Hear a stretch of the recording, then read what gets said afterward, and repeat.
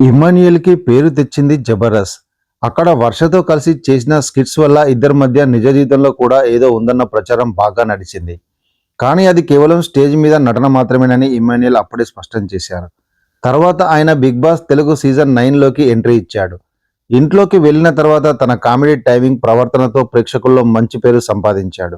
ముఖ్యంగా 9 వారాల పాటు నామినేషన్‌కి రాకుండా ఉండడం పెద్ద హైలైట్. టైటిల్ దాకా వెళ్తాడని చాలామంది భావించినా చివరకు మూడో రన్నరప్‌గా నిలిచాడు. షోలో ఉన్న కాలానికి గాను భారీగా రెమ్యునరేషన్ కూడా అందుకున్నట్లు సమాచారం.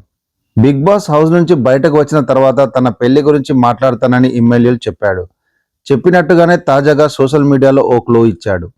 తన ప్రియురాలి చేతిని పట్టుకున్న ఫోటోను షేర్ చేసి ముఖం మాత్రం చూపించలేదు. కానీ త్వరలో పెళ్లి అనే సంకేతం మాత్రం స్పష్టంగా ఇచ్చాడు. ఇంటర్వ్యూలో మాట్లాడుతూ తాను ప్రేమలో ఉన్నది నిజమేనని, ఆ అమ్మాయి ప్రస్తుతం మెడిసిన్ చదువుతుందని చెప్పాడు. ఆమె ప్రైవసీకి భంగం కలగకూడదనే ఉద్దేశంతో పూర్తి వివరాలు బయట పెట్టలేదని కూడా స్పష్టం చేశాడు.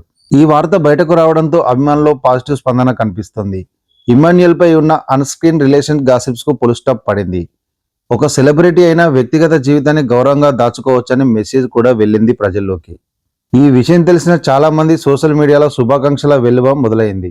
ఇమ్మాన్యుయల్ చేసిన ఈ ఓపెన్ కానీ లిమిటెడ్ రివీల్ చాలా బ్యాలెన్స్డ్‌గా ఉంది.